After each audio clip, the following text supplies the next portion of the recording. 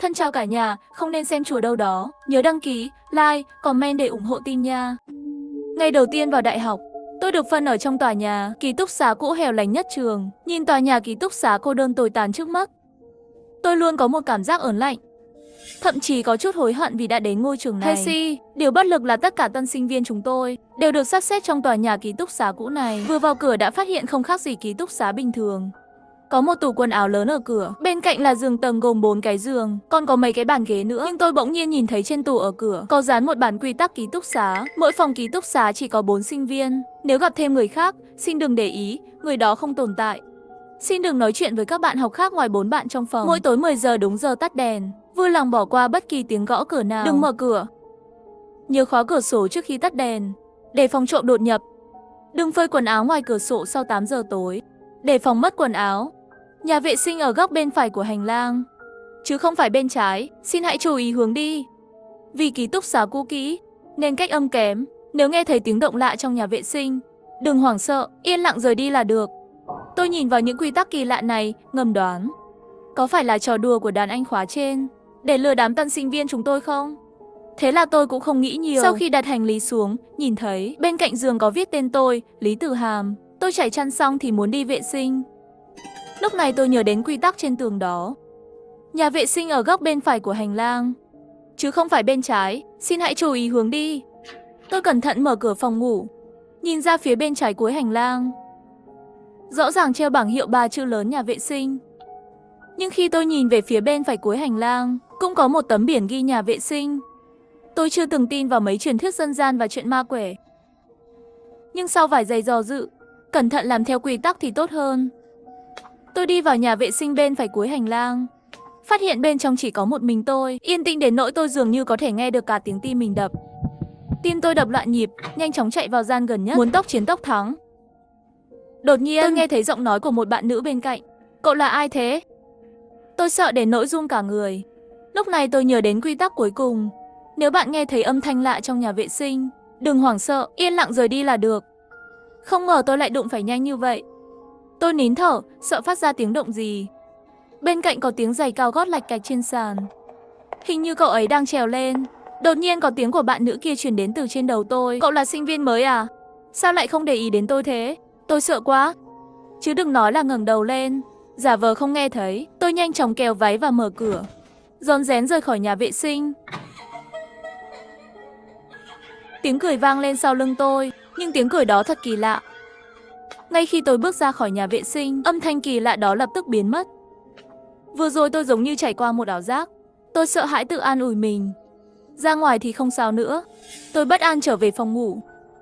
Tôi sợ đến mức lấy điện thoại ra gọi cho bố tôi, nhưng không thể kết nối được. Lại gửi tin nhắn cho bố tôi. Bố, trường này có vấn đề. Nhưng dấu chấm than xuất hiện trong hộp chat, biểu thị tôi gửi tin nhắn không thành công. Tôi lại dùng điện thoại chụp ảnh quy tắc trên tủ, gửi ảnh cho bố tôi, nhưng vẫn hiện tôi gửi không thành công. Hàng chữ nhỏ phía trên hiện rõ: kết nối mạng không khả dụng. Tôi nhanh chóng đi ra ban công, lắc điện thoại để bắt tín hiệu. Nhưng lại thấy dì quản lý ở tầng dưới đang nhìn tôi. Dì ấy ngẩng đầu lên nói với giọng trầm thấp: nếu con có việc gấp thì xuống tầng 1. Phòng ký túc của dì có điện thoại cố định, có thể liên lạc với gia đình con. Tôi đành phải mỉm cười lịch sự, quay lại phòng ngủ, ngồi lên giường của mình. Chiếc giường phát ra âm thanh cọt kẹt. Chất lượng giường này kiểu gì thế? Không chắc chắn như vậy sao? Nhưng khi tôi mở chăn ra xem, đột nhiên giật mình. Trên giường có một dấu tay màu đỏ tươi. Dấu tay trông vẫn còn mới, chưa khô, giống như có người vừa dùng tay ấn lên. Dưới giường có một dấu tay màu đỏ, Nhi cũng không thể nào ngủ trên đó được. Mặc dù tôi sợ, nhưng vẫn nhanh chóng lấy khăn ướt lau đi. Lúc này bên ngoài vang lên tiếng bước chân. Một nữ sinh đẩy cửa bước vào liền hỏi tôi: chào cậu, đây là phòng 404 phải không? Tôi là sinh viên mới đến Hàn Diệu Diệu. Tôi thấy tên cậu ấy trên thanh giường. Tâm trạng căng thẳng dần dần buông xuống. Chào cậu, tôi là Lý Tử Hàm. Sau khi Hàn Diểu Diểu vào nhà, lại nhìn chằm chằm xuống chân tôi, hoặc hỏi: giày của cậu sao thế? Tôi nhìn xuống chân mình, mới phát hiện trên mặt giày của tôi có vết máu đỏ. Đế giày còn dính một tờ tiền giấy. Trong nháy mắt, toàn thân tôi tê liệt. Tôi vội vội vàng vàng cởi giày và thay dép lê, chỉ vào quy tắc trên tủ nói với Hàn Diểu Diểu: cậu xem quy tắc ký túc xá trên tủ đi. Tôi vừa đến phòng vệ sinh bên phải hành lang, Hơn nữa còn nghe thấy những âm thanh lạ, có thể là lúc đó giày đã dẫm lên cái gì đó. Hàn Diều Diều nửa tin nửa ngờ nhìn quy tắc ký túc xá, nhưng lại nói với tôi với vẻ mặt khó hiểu. Nhưng tôi vừa từ nhà vệ sinh bên trái hành lang về đây đó. Không có gì lạ xảy ra cả. Cái gì? Đây là chuyện gì thế? Cậu ấy đã phạm quy tắc nhưng lại không sao. Tại sao tôi tuân theo quy tắc lại gặp phải những chuyện kỳ lạ? Hàn Diều Diều trầm tư một lát rồi nói, có thể nào trong những quy tắc này có cái thật, có cái giả không? Cho nên cậu thấy quy tắc về nhà vệ sinh có phải là giả không? Rất có thể. Trong lúc chúng tôi đang nói chuyện, lại có 3 nữ sinh khác bước vào. Đây là phòng 404 phải không? Chúng tôi là sinh viên năm nhất. Tôi và Hàn Diều Diều nhìn nhau. Ngay lập tức, đồng tử của tôi co lại, chân mềm nhũn. 4 người, sao lại có đến 5 người? Tôi nhìn vào quy tắc đầu tiên trên tủ. Mỗi ký túc xá chỉ có 4 bạn sinh viên. Nếu gặp thêm người khác, xin đừng để ý, người đó không tồn tại. Tôi chợt nhớ ra trên giường có tên của từng người. Thế là tôi nói, trên mép giường đều có bảng tên. Giường của các cậu là cái nào? Một nữ sinh tóc ngắn đi về phía giường của Hạ Trúc. Một nữ sinh mặc đồ thể thao đi đến bên giường của Hứa Tầm Nghi. Người tóc đen dài cuối cùng lại đi thẳng đến trước giường của tôi. Hắn đưa tay ra chậm rãi sờ vào bảng tên của tôi. Sau đó nhìn tôi và nói, tôi là Lý Tử Hàm. Tôi mới là Lý Tử Hàm. Hơn nữa giọng nói này rõ ràng là của bạn nữ tôi đã nghe thấy trong nhà vệ sinh. Cậu ấy không tồn tại. Tôi không được nói chuyện với cậu ấy. Hàn Diều Diều cũng rất sợ hãi, giả vờ không nhìn thấy thứ đó. Hai chúng tôi nhanh chóng ra khỏi phòng ngủ, ra đến hành lang. Các sinh viên mới lần lượt đến phòng ngủ để báo cáo, khiến tôi yên tâm một chút. Hàn Diều Diều gấp gáp hỏi bạn nữ sống đối diện phòng chúng tôi đến Đồng Hiểu Hiểu. Trong phòng các cậu có quy tắc cảnh báo nào không? Có, tôi còn đặc biệt chụp lại.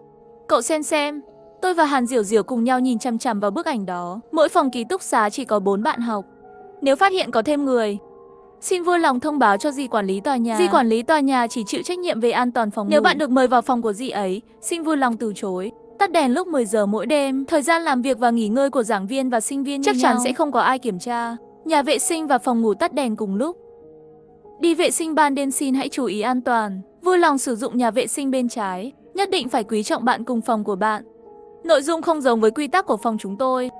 Thậm chí, một số nội dung còn ngược lại. Vậy chúng ta nên tin cái nào? Lẽ nào có 2 loại quy tắc? 3 người chúng tôi so sánh các quy tắc của 2 phòng ngủ. Hiện tại có thể xác định được 4 điều. Một là chúng tôi sẽ gặp thêm bạn sinh viên khác. 2 là sau 8 giờ tối, ký túc xá sẽ trở nên rất nguy hiểm.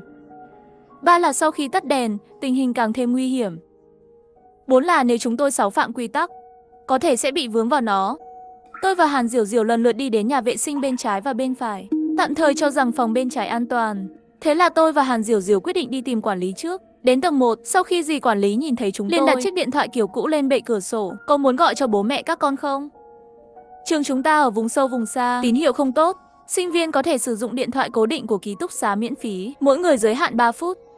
Mỗi tuần cho phép liên lạc một lần. Dì ơi, chúng con không phải muốn gọi điện, là có chuyện khác muốn nhờ dì giúp ạ. Dì ấy vô cảm nghe chúng tôi tả. Dì ơi, có thêm sinh viên khác xuất hiện, rốt cuộc là gì thế? Dì quản lý tòa nhà không trả lời tôi, lại đưa cho tôi một bình thuốc. Uống thuốc này rồi, bạn sinh viên khác kia sẽ rời khỏi phòng ngủ của con. Tôi nhìn chai thuốc này, lập tức ngây ra một lát. Đây là gì thế à? Con không dám uống bừa. Thuốc giúp con hóa giải nguy hiểm. Thứ đó cùng họ tên với con, là vì muốn nhắm vào con đó. Tôi không thể giải thích được bằng lẽ thường, không thể tin được mà nhìn dì quản lý. Con không tin thì trả lại thuốc cho dì. Những người muốn nó còn nhiều lắm. Khi tôi đang do dự, Hàn Diều Diều đã tranh nói trước. Cảm ơn dì ạ. Chúng con giữ lại thuốc ạ. Cậu ấy nói nhỏ với tôi, chúng ta ngoại trừ việc tin quản lý tòa nhà thì không còn cách nào đối phó với nó nữa. Hesi, thật sự không còn cách nào khác nữa. Chúng ta về phòng xem. Nếu nó vẫn còn ở đó thì sẽ uống thuốc này. Chúng tôi khẩn trương trở lại phòng 404 trên tầng 4. Nhìn xung quanh, tôi thấy nó đã biến mất. Hạ Trúc và Hứa Tầm Nghi cảnh giác nhìn hai chúng tôi. Ánh mắt của họ rất không bình thường. Có phải các cậu vừa nói chuyện với Lý Tử Hàm không? Cậu ta là giả đó, tôi mới là Lý Tử Hàm thật sự. Hạ Trúc và Hứa Thầm đứng rất xa, căng thẳng mà gào lên với Hàn Diều Diều.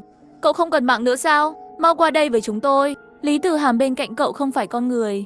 Tôi và Hàn Diều Diều là người đến phòng sớm nhất. Ít nhất thì lúc này cậu ấy vẫn tin tưởng tôi. Còn chưa đợi tôi giải thích, đột nhiên có một luồng khí lạnh thấu xương từ phía sau. Cửa tủ mở ra, thứ đó đột nhiên xuất hiện. Tôi và Hàn Diều Diều cùng hét lên, chạy trốn ra ngoài hành lang. Sau khi chạy xa, tôi không thể hiểu nổi. Hạ Trúc và Hứa Tẩm Nghi như đều bị mù vậy, vốn không nhìn ra sự quỷ dị của nó. Chuyện gì vậy? Theo quy tắc thứ 2, đừng nói chuyện với bạn sinh viên khác xuất hiện thêm. Tôi đoán, nếu nói chuyện với nó, sẽ bị nó mê hoặc. Tâm trí sẽ bị nó vấy bẩn. Tôi nhìn lọ thuốc trong tay. Sau một thời gian dài suy nghĩ, tôi biết không có sự lựa chọn nào khác, chỉ có thể uống lọ thuốc đó. Khi tôi và Hàn Diểu Diểu trở lại phòng ngủ, nó thật sự đã biến mất. Hạ Trúc và Hứa Tẩm Nghi cười cười nói, giống như nó chưa bao giờ tồn tại. Hàn Diểu Diểu cẩn thận nói, người đến phòng vệ sinh bên phải hành lang đều sẽ bị nó đi theo. Nếu chúng ta nói chuyện với nó, chúng ta sẽ bị nó mê hoặc. Chắc là người 6 phạm quy tắc đều sẽ bị nó theo dõi. Cho nên chúng ta căn bản không rõ bạn học bên cạnh mình là người hay là thứ đó. Hàn Diểu Diểu kinh hãi nhìn tôi. Không thể phân biệt được là người hay là thứ đó. Vậy phải làm sao? Cách tốt nhất chính là không để ý để bạn học bên ngoài. Không ai trong chúng ta để ý đến. Tôi hiểu rồi.